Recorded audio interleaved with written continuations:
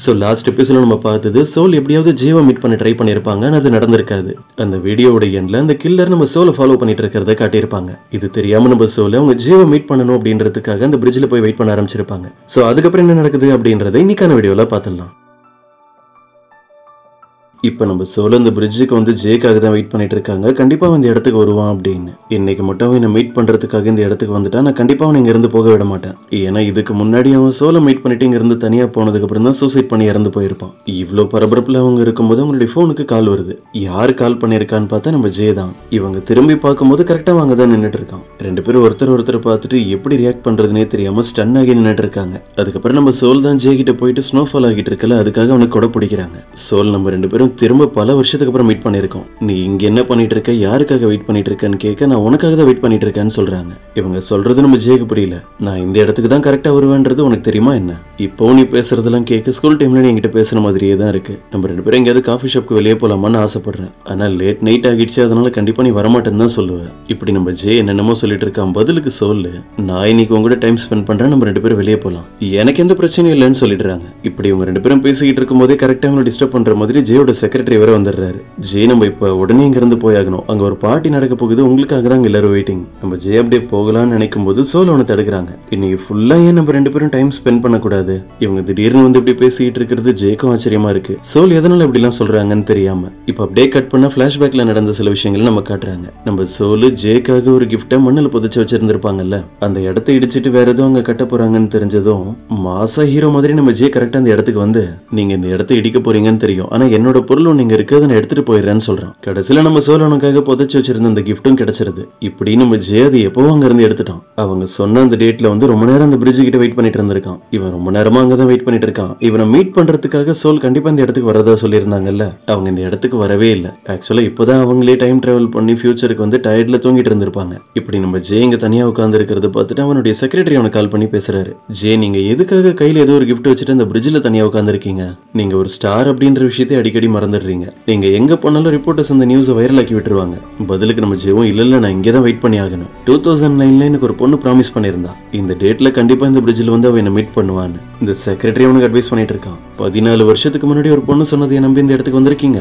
அந்த பொண்ணே இந்த விஷயத்துல மறந்துட்டு அவளுடைய வேலையை பார்த்துட்டு இருப்பா. இவனும் கொஞ்ச நேரம் வெயிட் பண்ணி பார்த்து அவங்க வரமாட்டாங்கன்னு முடிவு பண்ணிட்டு நேரம் அவனுடைய அப்பார்ட்மெண்ட்கே போயிடுறான். போய் தனியாவே உட்காந்து அந்த கிஃப்ட்ல என்ன இருக்குன்றத ஓபன் பண்ணி அதுல ஒரு லெட்டர் இருக்கு, அதுதான் படிக்கிறான். ஜே, இதை நீ ஓபன் பண்ணி படிக்கிறேன்னு நினைக்கும் போது எனக்கு சந்தோஷமா இருக்கு. நம்ம ரெண்டு பேரும் ஒன்னா டைம் ஸ்பெண்ட் பண்ணதுல நினைக்கும் போது எனக்கு ரொம்ப சந்தோஷமா இருக்கு. நான் அதுக்கு உனக்கு தான் தேங்க்ஸ் சொல்லணும். கடைசியில அவனை மோட்டிவேட் பண்ற மாதிரியும் சில விஷயங்கள் எழுதியிருக்காங்க. நீ இப்போ வரைக்கும் எந்த ஒரு தப்பான முடிவு எடுக்காம உயிரோட இருக்கிறதுக்காக ரொம்ப தேங்க்ஸ் அப்படின்னு. அதுல ஒரு சின்ன கிளாக் மாதிரி ஒரு கிஃப்ட் தந்திருக்காங்க. ஆனா அதுல டைம் ஓடல. கான்சர்ட் எல்லாம் முடிச்சுட்டு அவனுடைய ரூம்க்கு வந்து அவன் ரெஸ்ட் எடுத்துட்டு இருக்கும்போது நம்ம சோல் அவனுக்காக ஃபிளவர்ஸ் எல்லாம் வச்சு அவங்களுடைய கார்டு அனுப்பியிருப்பாங்கல்ல, அதுல அவங்களுடைய பேரு எழுதி அனுப்பியிருக்காங்க. அதை கரெக்டா பாத்துடுறான். அவனுக்கு ரொம்ப ஆச்சரியமா இருக்கு. அப்படியே பக்கத்துல உட்கார்ந்து இருக்க அந்த செக்ரட்டரி கூப்பிட்டு டீடைல்ஸ் கேட்கறான். இந்த பிலிம் ப்ரொடக்ஷன் இண்டஸ்ட்ரியில இருந்து ஒரு பொண்ணு எப்ப பார்த்தாலும் என்கிட்ட வம்பு எடுத்துட்டு இருக்காளே, அவளுடைய பேரு சோலா. அவரும் பதிலுக்கு ஆமா அந்த பொண்ணோட பேரு சோல் தான் சொல்றாரு. இந்த பிளவர்ஸ் எல்லாம் தந்து அனுப்பும் போது கூட சொன்னாங்க, சோல் அப்படின்ற பேரை சொன்னாலே போதும் உங்களுக்கு ஞாபகம் வரும்னு. இதெல்லாம் கேட்டப்பறம் தான் நம்ம ஜேவும் கன்ஃபார்ம் பண்றான். அவனுக்கு ரொம்ப பிடிச்ச அவன் கூட ஸ்கூல்ல ஒன்னா படிச்ச அந்த பொண்ணு சோல் தான் இவங்க அப்படின்னு. இவன் வேகமா வெளியே போய் பார்க்கும்போது இவனோட ஃபேன்ஸ் எல்லாருமே அந்த இடத்துக்கு வந்துடுறாங்க. அப்பதான் நம்ம ஜேவும் யோசிச்சு பாக்குறான். ஸ்கூல் டைம்ல சோல் அவங்க கிட்ட ஒண்ணு சொல்லியிருப்பாங்க, நீ என்ன பார்க்கணும்னு நினைச்சா அந்த பிரிட்ஜ் கிட்ட வா, ஒருவேளை நான் கண்டிப்பா அந்த இடத்துல இருந்தாலும் இருக்கலாம் அப்படின்னு. ஒரு வழியா அவனுடைய ஃபேன்ஸ் அந்த கிரௌட் எல்லாம் சமாளிச்சுட்டு செக்ரட்டரி கூட அவனுடைய கார்ல அந்த பிரிட்ஜுக்கு தான் போய் பார்க்கறான். நல்லா ஸ்னோஃபால் ஆகிட்டு இருக்கு. அவன் நினைச்ச மாதிரியே சோலோ அந்த இடத்துல தான் இருக்காங்க. அவங்களோட ஃபேஸை பார்த்தப்பறம் நம்ம ஜேக்கு அவ்வளவு சந்தோஷமா இருக்கு. அவங்க ஒரு கார்டு தந்திருப்பாங்கல்ல, அதுல இருந்து தான் அவங்களுடைய நம்பர் எடுத்து அவங்களுக்கே கால் பண்றான். ரெண்டு பேரும் அப்படியே ஒருத்தர் திரும்பி பாக்குறாங்க. இப்படி எல்லாம் நடந்ததை தான் நம்ம முன்னாடியே பார்த்தோம். சோல் இவனை இங்க இருந்து போக விடாம நம்ம ரெண்டு பேரும் ஒன்னா டைம் ஸ்பெண்ட் பண்ணலாம்னு சொல்லிட்டு இருக்காங்க. அவ்வளவுதான் நம்ம ஜே அடுத்த செகண்டே சோல் கூட வெளியே போறதுக்காக ரெடி ஆகிடுறான். சோல் அவனோட கார்ல வந்து அவங்க உட்கார சொல்லிட்டு அவனோட கார் அவனே டிரைவ் பண்ணிட்டு போறான். இவனோட லைஃப்ல இப்ப இவன் நல்லா இருக்கானா இல்ல வேற ஏதாவது டிப்ரெஷன்ல இருக்கானான்னு தெரிஞ்சுக்கிறதுக்காக நம்ம சோல் அவங்ககிட்ட நைஸா பேசிக்கிட்டே வராங்க.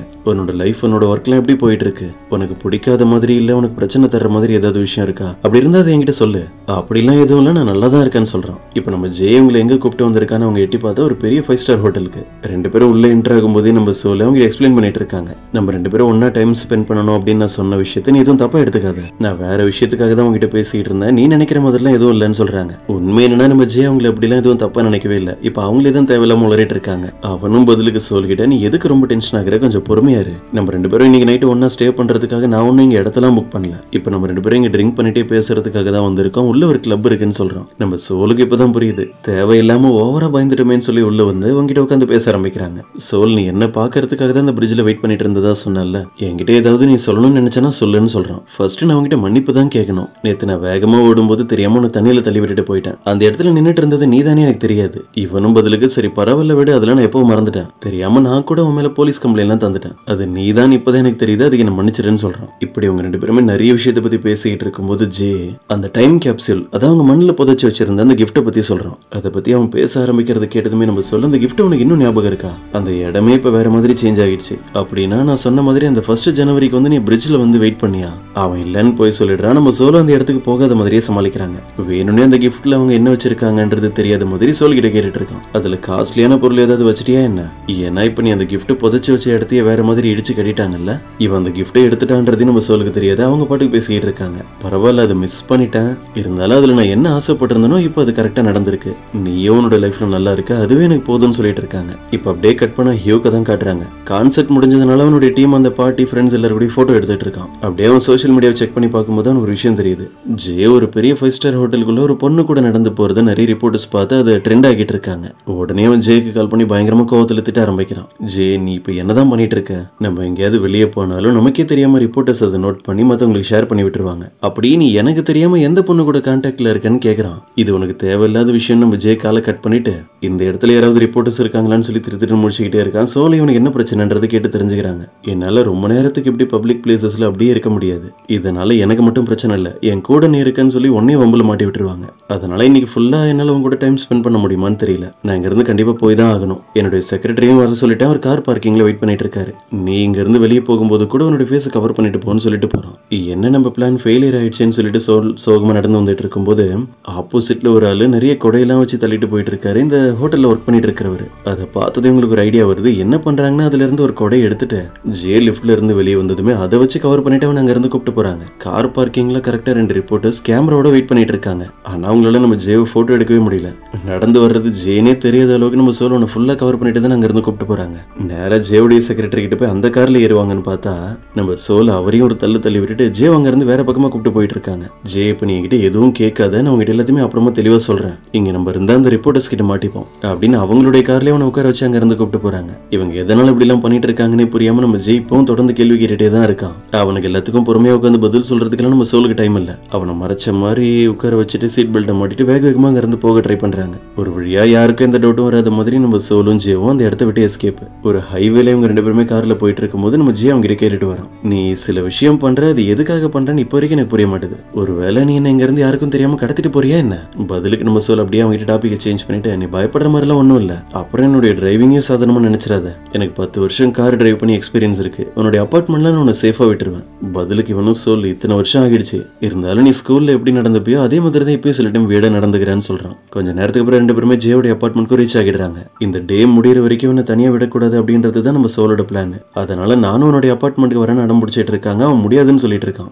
லேட் ஆகிடுச்சு, நீ உன்னோட வீட்டுக்கு போ. இப்ப நீ என்னோட அபார்ட்மெண்ட்டுக்கு வரதுக்கு என்ன காரணம் இருக்கு சொல்லு பார்க்கலாம். எதையாவது சொல்லணுமேன்னு யோசிச்சுட்டு நம்ம சோலோ ஒரு பாயிண்ட் சொல்லிடுறாங்க.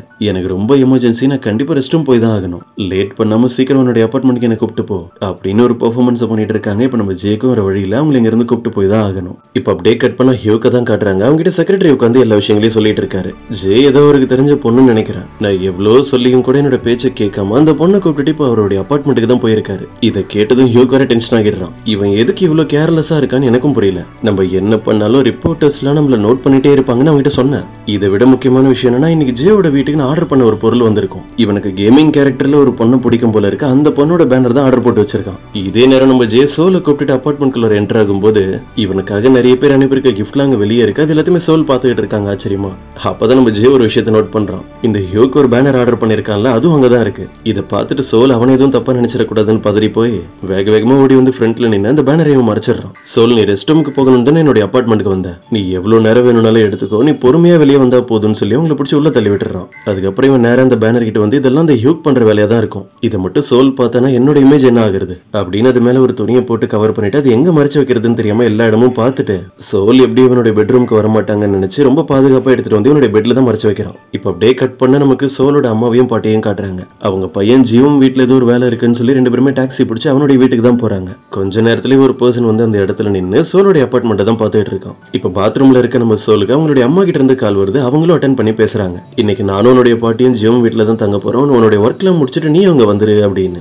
பதிலுக்கு நம்ம சோலு இல்ல நான் வரமாட்டேன்னு நினைக்கிறேன், இன்னைக்கு நான் வெளியே தான் ஒரு இடத்துல ஸ்டே பண்ண போறேன், எனக்கு ரொம்ப முக்கியமான வேலை இருக்குன்னு சொல்லிட்டு இருக்காங்க. இப்படி அவங்க போன்ல பேசிட்டு இருக்கிறதெல்லாம் வெளியே கேக்குது. நம்ம ஜீவதெல்லாம் காதுல வாங்கிட்டு இருக்கான். இவன் நம்ம கூட ஸ்டே பண்ணணும்னு பிளான் பண்ணிட்டு இருக்காளான்னு சொல்லி அவனுக்கு ஒரே பதட்டமா இருக்கு. நீங்க என்ன நினைச்சு எதுவும் பயப்படாதீங்க, இப்ப நான் ஒரு பையன் கூட தான் சேஃபா இருக்கேன், என்னோட வேலை முடிஞ்சதுக்கு அப்புறம் நானே வீட்டுக்கு வந்துருவேன்னு சொல்றாங்க. இதெல்லாம் கேட்கிற நம்ம ஜேக்கு ஒரே பதட்டமா இருக்கு.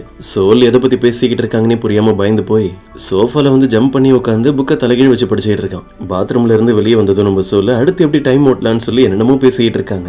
ஜேவனோட அபார்ட்மெண்ட் எனக்கு ரொம்ப பிடிச்சிருக்கு, நான் இப்பதானே ஃபர்ஸ்ட் டைம் இந்த இடத்துக்கு வந்திருக்கேன், எனக்கு ஹோம் டூர் மாதிரி எல்லாத்தையுமே சுத்தி காட்டுன்னு சொல்லிட்டு இருக்காங்க. நம்ம ஜேக்கும் புரியுது இவங்க இங்க ஸ்டே பண்ணணும்ன்றது பிளான் பண்ணி தான் இப்படி எல்லாம் பேசிக்கிட்டு இருக்காங்கன்னு. அதுக்கப்புறம் அவனும் சோலை கூப்பிட்டு போய் அவனோட பிளாட்ல என்னெல்லாம் இருக்குன்னு எக்ஸ்பிளைன் பண்ணிட்டு இருக்கான். பெரிய எல்இடி டிவி, அவனுடைய ட்ரெஸ் எல்லாமே ரொம்ப காஸ்ட்லியா இருக்கு, அவனோட திங்ஸ் எல்லாம் எடுத்து மாட்டிட்டு இவங்களும் போஸ்ட் கொடுத்துட்டு இருக்காங்க. நம்ம ஜேவும் அதெல்லாம் பார்த்துக்கிட்டு இருக்கான். சோல் இப்படி எல்லாம் பண்றது அவனுக்கும் பிடிச்சிருக்கு, இருந்தாலும் வேணும்னே அவங்க கிட்ட ஸ்ட்ரிக்டா பேசிக்கிட்டு இருக்கான். சோல் அவனோட இடத்துல இருக்கிற செடியெல்லாம் போய் ஸ்மெல் பண்ணி பார்த்துட்டு இதுல இருந்து வர்ற ஸ்மெல் ரொம்பவே நல்லா இருக்குன்னு சொல்லிட்டு இருக்காங்க. பதிலுக்கு இவனும் உண்மையாவே உனக்கு அதுல இருந்து ஸ்மெல் வருதா, ஏன்னா அதெல்லாம் பிளாஸ்டிக், நான் சும்மா டெக்கரேஷனுக்காக தான் வச்சிருக்கேன்னு சொல்றான். சோலுக்கு என்ன சொல்றதுனே தெரியல. அப்ப அங்க ஒரு கேக்டஸ் இருக்கு, அதுவும் டூப்ளிகேட்டா தான் இருக்குன்னு நினைச்சு அவங்க அதை டச் பண்றதுக்காக போயிடுறாங்க. அது மட்டும் ஒரிஜினல், அதை டச் பண்ணாதுன்னு இவன் சொல்ல வர்றதுக்குள்ளேயே அதுல இருக்கிற முள்ள அவங்க கையில பட்டுருது. அவங்களுக்கு சின்னதா அடிபட்டுருச்சுன்னு தெரிஞ்சதுமே நம்ம ஜே அவங்க கிட்ட வந்து அவங்களை ரொம்ப கேரிங்கா பார்த்துட்டு இருக்கான். இதெல்லாம் பார்க்கும்போது நம்ம சோலுக்கு அவன் ஸ்கூல் டைம்ல இப்படி தானே இருந்திருப்பான், அந்த விஷயம் தான் ஞாபகம் வருது. அதுக்கப்புறம் அங்க இருக்க ஒரு பெயிண்டிங் போய் பார்த்து அதுல நம்ம சோலு ஒரு மணி நேரத்தை ஓட்டிட்டு இருக்காங்க. அதுக்கப்புறம் நம்ம ஜேவோ இங்க பாரு, என்னோட பிளாட்ல இருக்கிற எல்லா இடத்துக்கும் நான் உன்னை கூப்பிட்டு போய் காட்டிட்டேன், இன்னும் நீ பார்க்காம இருக்கிறது என்னோட பெட்ரூம் மட்டும் தான், உனக்கு இந்த பெயிண்டிங்கை கூட நீ பார்க்கணும்னு ஆசைப்பட்டு இருந்தா வீட்டுக்கு கூட எடுத்துட்டு போயிடுன்னு சொல்றான். இப்பவும் நம்ம சோலு ஒரு புது பிளானோட தான் இருக்காங்க. நானும் வீட்டுக்கு போலாம் தான் நினைக்கிறேன், ஆனா எனக்கு லைட்டா பசிக்கிற மாதிரி இருக்கு, நீ எனக்காக நூடுல்ஸ் மட்டும் ரெடி பண்ணி தந்தா போதும், வேற எதுவும் எனக்கு வேணாம். இவ்வளவு நேரம் ஸ்ட்ரிக்டா பேசிட்டு இருந்த நம்ம ஜேவோ அவங்க கேட்கறதெல்லாம் பார்த்துட்டு சரின்னு சொல்லிடுறான். இப்ப அப்படியே கட் பண்ண அந்த ஹியோக்க தான் காட்டுறாங்க. செக்ரட்டரி கிட்ட பேசி இப்பதான் அவனுக்கு ஒரு விஷயம் கிளியரா புரியுது. ஜே அவனோட அபார்ட்மெண்ட்டுக்கு கூப்பிட்டு போயிருக்க அந்த பொண்ணு சோலா, அந்த பொண்ணு தான் ஆரம்பத்துல இருந்தே அவனை மதிக்க மாட்டான். இந்நேரம் அவன் கண்டிப்பா சோலுக்காக ஏதாவது ஃபுட்டை தான் கஷ்டப்பட்டு ரெடி பண்ணி தந்துட்டு இருப்பான். அவன் சொன்ன மாதிரியே தான் அங்கேயும் நடக்குது. ஜே அவங்களுக்காக நூடுல்ஸ் எல்லாம் ரெடி பண்ணி முடிச்சிட்டான். அப்ப நம்ம சோலா அந்த இடத்துல இருக்கிற மெடிசன்ஸ் எல்லாம் நோட் பண்ணிட்டு ஜே கிட்டே அதை பத்தி கேட்கறாங்க. ஒருவேளை டிப்ரெஷனுக்கான டேப்லெட்ஸ் ஏதாவது இந்த இடத்துல இருக்குமா அப்படின்னு. அவனும் ஒவ்வொன்றா எடுத்து எக்ஸ்பிளைன் பண்ணிட்டு இருக்கான். டிப்ரெஷன் சம்பந்தப்பட்ட எந்த ஒரு மெடிசன்ஸும் இந்த இடத்துல இல்ல. அப்படின்னா நம்ம ஜேக்கு அவனோட லைஃப்ல எந்த பிரச்சனையும் இல்ல, அவன் நல்லா தான் இருக்கான். அதுக்கப்புறம் அவன் ரெடி பண்ண நூடுல்ஸ் உட்காந்து நம்ம சோல் சாப்பிட்டுட்டு இருக்கிறத பார்த்துட்டு ஜேவும் சந்தோஷப்படுறான். இப்ப அப்படியே கட் பண்ண நமக்கு சோலோட அபார்ட்மெண்ட் இருக்குல்ல, அங்க நடக்கிறத காட்டுறாங்க. சிசிடிவி ரூம்ல உட்கார்ந்து இருக்க செக்யூரிட்டி அப்பதான் ஒரு விஷயத்தை நோட் பண்றாரு. யாரோ ஒரு பர்சன் ரொம்ப நேரமா வெளியே நின்று சோலோட பிளாட்டை தான் பார்த்துட்டு இருக்கான்னு. இவர் அந்த பர்சன் கிட்ட போறாரு. நீங்க யாரு, எதுக்காக ரொம்ப நேரமா இதே இடத்துல நின்னுட்டு இருக்கீங்கன்னு அவர் போய் கேட்கும் போது தான் தெரியுது அந்த பர்சன் வேற யாரும் இல்ல, நம்ம டேய் தான். ரொம்ப நேரமா நின்று சோலோட பிளாட்டையே பார்த்துக்கிட்டு இருக்கான். இப்ப நம்ம சோலை தான் காட்டுறாங்க. இந்த வீட்டை விட்டு போகாம இருக்கணும்ன்றதுக்காக ஜே முன்னாடி சும்மா தூங்குற மாதிரி ஆக்டிங் எல்லாம் போட்டுட்டு இருக்காங்க. இவங்க வேணும்னே தான் இப்படி எல்லாம் பண்ணிட்டு இருக்காங்கன்றது அவனுக்கு தெரியும்ல. அவன் சத்தம் போடாம வந்து சோல் பக்கத்துல உட்காந்து அவங்க எப்ப எழுந்திருப்பாங்கன்னு வெயிட் பண்ணிட்டு இருக்காங்க. கடைசியில் அதுவும் நடக்குது. இந்த ஜே வந்தானா இல்லையான்னு சொல்லி அவங்க கண்ணை திறந்து பார்த்தா அவன் பக்கத்துல தான் உட்காந்து இவங்களே பார்த்துக்கிட்டு இருக்கான். சோல் இங்க பாரு, நீ சும்மா தூங்குற மாதிரி நடிச்சிட்டு இருக்கன்றது எனக்கு நல்லாவே தெரியும். இவன் சத்தமா பேசுனதுனாலதான் அவங்களே எழுந்திருச்ச மாதிரி அப்படியே சமாளிக்கிறாங்க. இப்படி இவங்க 2 பேருமே ஃபேஸ் டு ஃபேஸ் பார்த்துக்கிட்டு இருக்கும்போது நம்ம ஜே அவங்ககிட்ட கேட்கறான், இப்ப நீ உன்னோட வீட்டுக்கு போக கூடாதுன்ற ஐடியால இருக்கன்றது எனக்கு நல்லாவே தெரியுது, எதனால நீ இப்படி பண்ணிட்டு இருக்கன்றத எனக்கு புரியல. ஒருவேளை உங்க ப்ரொடக்ஷன் கம்பெனில இருந்து வந்து அந்த படத்துல நான் நடிக்கணும்ன்றதுக்காக இப்படி எல்லாம் பண்ணிட்டு இருக்கியா? பதிலுக்கு நம்ம சொல்லும், இல்ல இல்ல நீ என்ன தப்பா நினைச்சுக்கிட்ட, நான் இப்படி எல்லாம் பண்றதுக்கு அதெல்லாம் ஒன்னும் காரணம் இல்லைன்னு சொல்ல, அப்ப உண்மை என்னன்றது நீயே சொல்லுன்னு கேட்கறான். வேற வழி இல்லாம அவங்களும் கடைசியில உண்மையை சொல்லிடுறாங்க. இன்னைக்கு நைட்டு உன்னோட லைஃப்ல நீ ஏதாவது தப்பான முடிவு எடுத்துருவியோன்னு சொல்லி எனக்கு ஒரு பயம். அந்த மாதிரி இன்னைக்கு எதுவும் நடக்கக்கூடாது அப்படின்றதுக்காக தான் அவன் கூடவே இருக்கணும்னு ஆசைப்படுறேன், வேற எதுவும் இல்ல. எதுக்கு இப்படி நம்ம சோல் சம்பந்தமே இல்லாம பேசிக்கிட்டு இருக்காங்கன்னு ஜேக்கும் ஒரு டவுட். ஆனா அப்பதான் ஸ்கூல் டைம்ல நடந்ததெல்லாம் யோசிச்சு பாக்குறான். எனக்கு ஒரு கெட்ட கனவு வந்ததுன்னு சொல்லி இவனு ஸ்விம்மிங் காம்படிஷன்ல கலந்துக்க வேணான்னு சொல்லியிருப்பாங்க. அதுக்கப்புறம் வீட்டை விட்டு போனா அவங்களுக்கு ஏதாவது பிரச்சனைலாம் வரும்னு சொல்லி கரெக்டா கெஸ் பண்ணிருப்பாங்கல்ல. அதெல்லாம் யோசிச்சு பார்த்துட்டு உனக்கு மறுபடியும் ஏதாவது கெட்ட கனவு வந்ததா, நான் இறந்து போற மாதிரி. சோலும் உடனே ஆமா, நீ டிப்ரெஷன்ல இருந்து கடைசியில சூசைட் பண்ணி இறந்து போயிட்ட மாதிரி எனக்கு ஒரு ட்ரீம் வந்தது. சில ஃபேமஸான கேபாப் ஐடல்ஸோட லைஃப்ல இப்படிதான் நடந்திருக்கு. இது எல்லாத்தையும் கேட்டுட்டு நம்ம ஜெனி சொல்றதெல்லாம் கரெக்ட் தான். ஆனா நான் என்னோட லைஃப்ல எப்பவுமே தெளிவா தான் இருக்கேன். எனக்கு டிப்ரெஷனோ இல்ல வேற எந்த பிரச்சனையும் என் லைஃப்ல எதுவும் கிடையாது. நான் ரொம்ப சந்தோஷமா தான் இருக்கேன். அட்லீஸ்ட் இத்தனை வருஷத்துக்கு அப்புறமாவது நீ என்ன நினைச்சு கவலைப்படுறீங்கன்னு அவன் சோல் கிட்ட சொல்லிட்டு இருக்கான். சோல் ஆரம்பத்துல இருந்து மேல கேரிங்கா தான் இருக்காங்க. டைம் டிராவல் எல்லாம் பண்ணி அவங்க லைஃப்ல என்னென்னமோ நடந்துருச்சுன்றதெல்லாம் எப்படி அவனுக்கு சொல்லி புரிய வைக்கிறது. சரி, இந்த பிளேட் எல்லாத்தையுமே வாஷ் பண்ணிட்டு நான் இங்க இருந்து போறேன்னு சொல்லி அவங்க எழுந்திருக்கும் போதே அதுல இருக்கிற ஃபுட்ல அவங்க ட்ரெஸ்லேயே பட்டுருது. அது அவங்க வேணும்னு எல்லாம் பண்ணல, தெரியாம தான் நடந்துருச்சு. உடனே நம்ம ஜே என்ன பண்றான், அவனோட ட்ரெஸ் எடுத்துட்டு வந்து அவங்க கிட்ட தந்து இதை நீ என்னோட ரூம்ல போய் சேஞ்ச் பண்ணிக்கோன்னு சொல்றான். அவங்க உள்ள போனதுக்கு அப்புறம் தான் இவருக்கு ஒரு விஷயம் ஞாபகம் வருது. அவங்க மண்ணுல புதைச்சு வச்சிருந்த அந்த டைம் கேப்சூல் கிஃப்ட் தான் இவன் எடுக்கலன்னு போய் சொல்லிட்டான்ல, அது பத்திரமா இப்ப அவனோட ரூம்ல இருக்க ஒரு டேபிளுக்கு மேலதான் இருக்கு. அதை மட்டும் சோல் பார்த்துட்டாங்கன்னா அவ்வளவுதான். சோ இன்னைக்கான வீடியோ இதோட முடியுது. இது உங்களுக்கு பிடிச்சிருக்கும் நம்புறேன். அப்படி பிடிச்சிருந்தா மறக்காம உங்களுடைய ஃப்ரெண்ட்ஸ்க்கும் ஷேர் பண்ணிடுங்க.